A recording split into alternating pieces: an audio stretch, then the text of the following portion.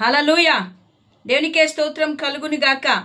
నా ప్రియ సహోదరుల సహోదరి దేవుని బిడ్డ, ఈ సాయంకాల సమయమున మన పిల్లల మీద ప్రేమతో, మన పిల్లలు భవిష్యత్తు బాగుండాలని, మన పిల్లలు ఆశీర్వదింపబడాలని, మన పిల్లలు దేవుని మార్గంలో నడవాలని, మన పిల్లలు దీవింపబడాలని ఆశ కలిగిన ప్రతి తల్లి తండ్రి కూడా ఈ కార్యక్రమానికి హాజరయ్యారని నేను నమ్ముతూ ఉంటున్నాను. మన పిల్లలు దేవుడు మనకిచ్చిన సొత్తు. ఈ లోకంలో ఎన్ని డబ్బులు మనం సంపాదించినా, ఎంత ఐశ్వర్యం మన దగ్గర ఉన్నా, పిల్లలు లేని యొక్క బాధ ఆ పిల్లలు లేని తల్లిదండ్రులకు మాత్రమే తెలుస్తుంది. ఈ సాయంకాల సమయమున దేవుని యొక్క మాటలను మనం ధ్యానించి ఆ తర్వాత ఆన్లైన్లో ఉంచిన మన పిల్లల కొరకు మనం ప్రార్థన చేద్దాం. మొట్టమొదటిగా బైబిల్ గ్రంథము మన పిల్లల గురించి ఏం చెప్తుంది? ఈరోజు ఈ కార్యక్రమంలో తల్లిదండ్రులు ఉన్నారు. మీ పిల్లలతో పాటు మీరు కార్యక్రమానికి హాజరయ్యారు. మొట్టమొదటిగా తల్లిదండ్రులైన వారు మన పిల్లలు మన పిల్లలు ఏమై ఉన్నారో మనం తెలుసుకోవాలి. క్రైస్తవులైన మనము బైబిల్ని ఆధారము చేసుకొని దేవుని వాక్యము మన బిడ్డల గురించి ఏం చెప్తుందో మనం తెలుసుకుందాం. మొట్టమొదటిగా మనం చూస్తే కీర్తనల గ్రంథము 127వ అధ్యాయములో 3వ వచనములో గర్భఫలము ఆయన ఇచ్చు బహుమానము. ఎంతో మందికి ఈరోజు గర్భఫలము లేక, పిల్లలు లేక బాధపడుతూ కన్నీరు కారుస్తూ దుఃఖముతో ఉన్నారు. కానీ ఈ కార్యక్రమంలో ఉంటున్న ప్రతి తల్లి తండ్రి కూడా దేవుడు మీకందరికీ కూడా మంచి బహుమానాలను దేవుడు ఇచ్చాడు. వెండి బంగారముతో అయితే మనం సాటిస్ఫై కాం, తృప్తి పడం. కానీ గర్భఫలము వచ్చినప్పుడు ఆ ఆనందము, ఆ సంతోషము వేరు.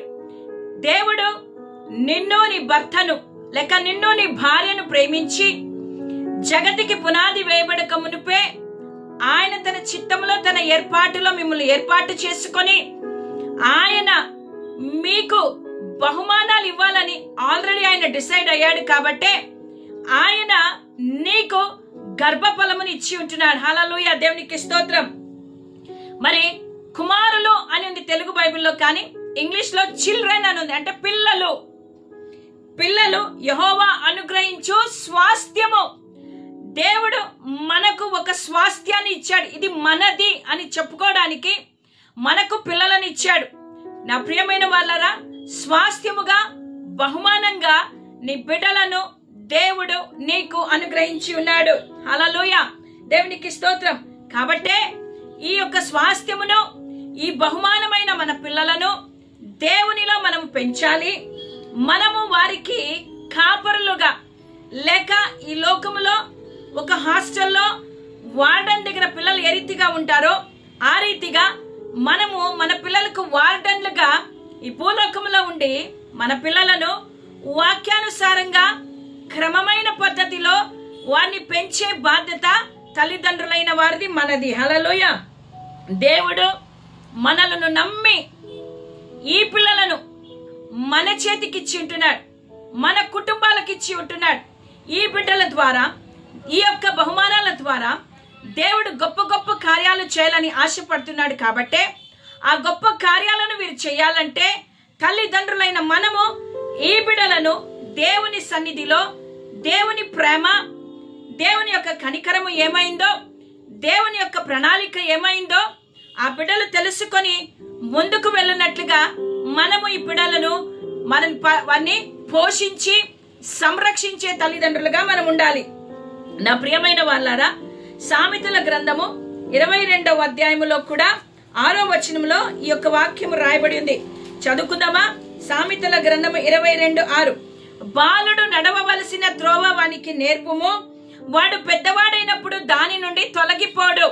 ఈరోజు చాలా మంది తల్లిదండ్రులు పిల్లలకు నడవవలసిన త్రోవను ఆత్మీయమైన స్థితిలో నేర్పడం లేదు. ఆత్మీయమైన స్థితిలో పిల్లలు ఏ రీతిగా నడవాలో, ప్రార్థన, వాక్యము, స్తుతి, ఆరాధన, దేవుని మందిరానికి వెళ్ళాలి, దేవునితో సహవాసము చేయాలి అనే ఆలోచనలు లేకుండా పిల్లల్ని పెంచుతూ ఉన్నారు.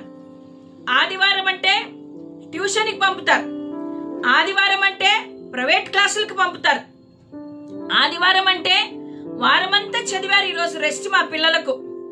ఆదివారం అంటే మా పిల్లలకు ఈరోజు ఏ పనులు మేము పెట్టము, వారు బాగా హాయిగా ఉండాలి అని ఆలోచన చేస్తూ మనమే టీవీలో ఆన్ చేసి మొబైల్లో చేతికిచ్చి ఈరోజు మీకు రెస్ట్ రోజు, మీరు ఎట్లానే ఉండొచ్చు అంటున్నారు.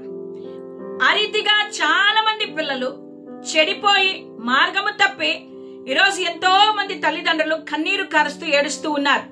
నా కుమారుడు నా మాట వినడం లేదు, నా కుమార్తె నా మాట వినడం లేదు, వారు నాకు వ్యతిరేకంగా పనులు చేస్తున్నారు, అయ్యో చెడు స్నేహముతో సహవాసము కలిగి నా పిల్లలు పాడైపోయినారని ఎంతో మంది తల్లులు కన్నీరు కారుస్తున్నారు. నా ప్రియమైన దేవుని బిడ్డలారా, దేవుడు ఇచ్చిన ఈ స్వాస్థ్యముని బహుమానమును నువ్వు దేవుని కొరకు పెంచాలి. నువ్వు గైడెన్స్ ఇవ్వాలి, వారిని సంరక్షించాలి, వారిని పోషించాలి, వారు నడవలసిన మార్గము ఏదో నువ్వు వారికి చూపించాలి. కాబట్టి తల్లిదండ్రులైన మనము ప్రార్థన, వాక్యము, దేవునితో సహవాసం ఉన్నప్పుడు మన పిల్లలు కూడా ఆటోమేటిక్ గా మనల్ని చూసి దాన్ని నేర్చుకుంటారు. అందుకే ఈరోజు మీ ప్రోగ్రామ్ లో మీ పిల్లలతో పాటు మీరు కూర్చోండి అని చెప్పాం. ఈరోజు ఆ క్రమము, ఆ శిక్షణ మనము నేర్పించినప్పుడు, వారికి సపోర్ట్ గా మనం నిలబడినప్పుడు మన పిల్లలు ఆత్మీయమైన స్థితిలో ఎదిగి ఆత్మీయంగా వాళ్ళు బలపడతారు. హల్లెలూయా, దేవునికి స్తోత్రం కలుగును గాక. పిల్లలకు క్రమశిక్షణ నేర్పాలి. వారి మార్గదర్శనమే కాదు కానీ క్రమశిక్షణ కూడా ఉండాలి. సామెతల గ్రంథము 29వ అధ్యాయము 17వ వచనములో ఒక మాట ఉంది, నీ కుమారుని శిక్షించినడలా అతడు నిన్ను సంతోషపరచును, నీ మనస్సుకు ఆనందము కలుగజేయును. చాలా మంది తల్లిదండ్రులు ఈ కాలంలో పిల్లల్ని శిక్షించడానికి ఇష్టపడరు. పిల్లల్ని కొడుతూ ఉంటే వారి మంచి కొరకే మనం అని నేర్పిస్తున్నామని చాలా మంది పెద్దలు అనుకోరు, కానీ ఒక క్రమమైన పద్ధతిలో వారిని పెంచాలని ఆశపడతారు తల్లిదండ్రులు. నా ప్రియమైన వాళ్ళారా, ఒక క్రమం అనేది పిల్లలకి మనము నేర్పించాలి, వారిని శిక్షించాలి, బుద్ధి చెప్పాలి. బైబిల్ గ్రంథంలో మనము ఈ సామెతల గ్రంథంలో పిల్లల గురించి ఎక్కువగా మాటలు మనం వింటూ ఉంటాం. అవును, మన పిల్లలను క్రమంలో పెట్టడం అనేది చాలా కష్టతరమైనది, మనకు చాలా సమయం పడుతుంది. నా ప్రియమైన వాళ్ళరా, మన పిల్లలకు ప్రేమ, సంతోషము, సమాధానము, దీర్ఘశాంతము, దయాళుత్వము, విశ్వాసము, సాత్వికము, ఆశానిగ్రహము అనే ఈ స్వభావాలు వారిలో ఉండునట్టుగా వారికి ఇవన్నీ కూడా వారికి అర్థమయ్యే రీతిలో మనము చిన్ననాటి నుండే నేర్పించాలి. ఏ తల్లిదండ్రులైతే నిజంగా పిల్లలను ప్రేమిస్తారో వారు పిల్లలను ఈ మార్గంలో నడిపిస్తారు, దేవుని వాక్యానుసారంగా వారిని నడిపిస్తారు. హల్లెలూయా.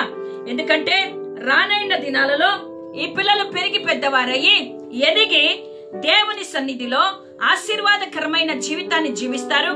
అనేకులను దేవుని మార్గంలో నడిపించడానికి బిడ్డలను దేవుడు సాధనములుగా వాడుకుంటాడు. కాబట్టి నా ప్రియమైన దేవుని బిడ్డలారా, ఈ పిల్లలు వారి సృష్టికర్త ఎవరో తెలుసుకోవాలి. ఆ మార్గంలో వీరందరినీ కూడా మనము నడిపించే వారిగా మనం ఉండాలి. హల్లెలూయా. కాబట్టి మన పిల్లలను మనము శిక్షించడంలో తప్పు లేదు. కొంతమంది తల్లులు తప్పు చేసినా దానిని మూసిపెడతారు, కొంతమంది తండ్రులు తప్పు చేసినా దాన్ని మూసిపెడతారు. తప్పు. నీ పిల్లలను నువ్వు క్రమములో నడిపించాలంటే వారికి శిక్షించాలి, వారికి బుద్ధి చెప్పాలి. హల్లెలూయా. పిల్లలకు కాపుదల అవసరం. ఈ లోకములో మన బిడ్డలకు మనము కాపుదల ఇచ్చేవారిగా ఉండాలి. ఈ లోకములో ఎక్కడ చూసినా అక్రమము, మోసము, మరి దేవునికి ఇష్టము లేని కార్యాలు ఎన్నో జరుగుతూ ఉన్నాయి. మనము ఈ లోకములో మన పిల్లలను ఈ లోకం స్నేహముతో ఈ లోకములో ఉంటున్న వ్యక్తులతో సహవాసము చేయడానికి వదిలినప్పుడు ఆ పిల్లలు మరి ఏ రీతిగా అంటే వేరే వాళ్ళతో సహవాసము చేసి వారు ఎన్నో రకాలుగా బాధలు పడుతూ ఉన్నారు. బయట ప్రపంచంలోనికి వారు వెళ్ళినప్పుడు బయట ఉన్న ప్రపంచం వారికి అందంగా కనిపిస్తుంది కాబట్టి ఆ లోకముతో సహవాసము చేయాలని పిల్లలు వెళ్ళిపోతున్నారు. కాబట్టి మన పిల్లలకు ప్రొటెక్షన్ అంటే రక్షణ ఉండాలి. నా ప్రియమైన దేవుని బిడ్డలారా, చాలా మంది పట్టణాలలో సిటీస్ లో మనం చూస్తే ఉన్నతమైన చదువులు చదువుతున్న పిల్లలకు కూడా, మంచి కుటుంబాల నుంచి వచ్చిన పిల్లలకు కూడా సరి అయిన ప్రొటెక్షన్ వారికి లేకుండా డ్రగ్స్ తీసుకోవడము, మద్యము తాగడము, సిగరెట్లు సేవించడము, జూదమాడడము, బెట్టింగ్లు ఆడడము, మరి ఇట్లాంటి అన్ని చెడు వ్యసనాలకు బానిసలై కుటుంబాలు పిల్లల జీవితాలు నాశనం అయిపోతున్నాయి. కాబట్టే నువ్వు బాధ్యత కలిగిన తల్లి తండ్రిగా నీ బిడ్డలను నువ్వు ప్రొటెక్ట్ చేసుకోవాలి. యోబు ప్రతిరోజు తన బిడ్డల కొరకు ఉదయమే లేచి దేవుని సన్నిధిలో దహన బలులు అర్పిస్తూ వారి హృదయంలో ఒకవేళ దేవుని పట్ల తప్పుగా ఉద్దేశించి మాట్లాడుకున్నారేమో, దేవుని ఒకవేళ దూషించారేమో అని వారి గురించి ఆలోచన చేసి 10 మంది పిల్లల కొరకు యోబు ప్రతి ఉదయమే వారి చుట్టూ ఆ యొక్క ప్రొటెక్షన్ వేస్తూ ఉన్నాడు, కంచెను వేసుకుంటూ ఉన్నాడు, తన పిల్లలను కాపాడుకుంటున్నాడు. అదే రీతిగా మనము మన పిల్లలను కాపాడుకునే వారిగా ఉండాలి. హల్లెలూయా. నా ప్రియమైన వాళ్ళారా, దేవుణ్ణి పిల్లలైన మన పిల్లలు ఏ రీతిగా ఉన్నారంటే కీర్తనల గ్రంథము 127వ అధ్యాయంలో కూడా ఇంకొక వచనం మనం చూద్దాము. వారిని దేవుడు ఎట్లా పెట్టాడంటే, యవ్వన కాలమందు పుట్టిన కుమారులు బలవంతుని చేతిలో బాణముల వంటి వారంట. హల్లెలూయా. నీ పిల్లలు నీ చేతిలో ఉన్న బాణములు ఏ రీతిగా ఉంటాయమ్మా? అవి చాలా షార్ప్ గా స్ట్రైట్ గా ఉంటాయి. ఆ బాణము ఏ గురికైతే చేరాలో ఆ బాణాలను ఆ యొక్క చాలా షార్ప్ గా స్ట్రైట్ గా వాటిని చెక్తారు. అప్పుడే అది గురి దగ్గరికి వెళ్ళగలదు. నా ప్రియమైన దేవుని బిడ్డలారా, ఈరోజు నీ యవ్వన కాలమందు పుట్టిన నీ పిల్లలు నీ చేతిలో బాణముల వంటి వారు. హల్లెలూయా. వారిని నువ్వు సరి అయిన రీతిలో షేప్ చేసి వారిని పదును పెట్టి వారిని దేవుని యొక్క పరిచర్య కొరకు, దేవుని నామము ఘనత కొరకు, దేవుని యొక్క పని చేయడానికి వారిని సిద్ధపరచాలి. ఆ యొక్క యవ్వన కాలంలో పుట్టిన కుమారులంట బలవంతుని చేతిలో బాణముల వంటి వారు. నీ చేతిలో బాణముల వంటిని వారు. వారిని నువ్వు నీ అంబుల పొదిలో నింపుకోవాలి. అనేకమైన ఆ యొక్క బాణాలను అంబుల పొదిలో ఏ రీతిగా నింపుకుంటారో నీ కుటుంబంలో ఉన్న నీ బిడ్డలు సరి అయిన రీతిలో పెంచబడి నీ అంబుల పొదిని నింపుకొని నీవు వారిని సరి అయిన రీతిగా సరి అయిన సమయంలో దేవుని కొరకు నువ్వు పని చేయడానికి వారిని మరి దేవునికి అప్పచెప్పాలి. హల్లెలూయా. దేవుని బిడ్డలారా, దేవునికి స్తోత్రం కలుగును గాక. కాబట్టి తల్లిదండ్రులైన మనము మన పిల్లలను కాపాడుకుంటూ వారిని పోషిస్తూ వారి కొరకు ప్రార్థన చేస్తూ క్రమమైన మార్గంలో వారిని నడిపిస్తూ వాళ్ళని సంరక్షించుకుంటూ దేవుని భయభక్తుల్లో వారిని పెంచేవారిగా ఉండాలి. హల్లెలూయా. దేవుని బిడ్డలారా, ఇదిగో యేసుక్రీస్తు ప్రభువు కూడా ఒక మాట అన్నాడు. మార్కు సువార్త 10వ అధ్యాయములో 16వ వచనములో కొంతమంది యేసుక్రీస్తు ప్రభు దగ్గరికి పిల్లల్ని తీసుకొని వచ్చినప్పుడు యేసుక్రీస్తు ప్రభు మాట్లాడుతూ ఈ మాటలను చెప్తూ ఉంటున్నాడు. హల్లెలూయా. ఆ బిడ్డలను ఎత్తుకొని కౌగలించి వారి మీద చేతులుంచి ఆశీర్వదించెను. యేసుక్రీస్తు ప్రభు అంటాడు, దేవుని రాజ్యం ఇట్లాంటి వారిదే. ఎందుకంటే ఈ బిడ్డలకు ఏ యొక్క పాపము తెలీదు, నిష్కపటమైన హృదయము కలిగిన వారు ఏది చెప్తే అది వింటారు. ఇప్పుడు కూడా మన కుటుంబాలలో మనం ఏం నేర్పిస్తే మన పిల్లలు నేర్చుకుంటారు. మరి అది మంచో చెడో వాళ్ళకి తెలియదు. కానీ కొంతమంది తల్లులు మీ నాన్నని తిట్టు, మీ అమ్మని తిట్టు, మీ నాన్నమ్మని తిట్టు, వాళ్ళని తిట్టు, వీళ్ళు తిట్టు అని మనం ఏం చేస్తున్నాం, మన పిల్లలకు నేర్పిస్తూ ఉన్నాం. వాళ్ళు అవి నేర్చుకుంటారు. అది మంచో చెడో వారికి తెలియదు. కాబట్టి చిన్న పిల్లల హృదయం, వారు అప్పుడే ఏడుస్తారు, అప్పుడే నవ్వుతారు, అప్పుడే గొడవ పడతారు, అప్పుడే వాళ్ళతో కలిసిపోతారు. అట్లాంటి హృదయం కలిగిన వారు చిన్న పిల్లలు. కాబట్టి అట్లాంటి పిల్లలను యేసయ్య ప్రేమించాడు.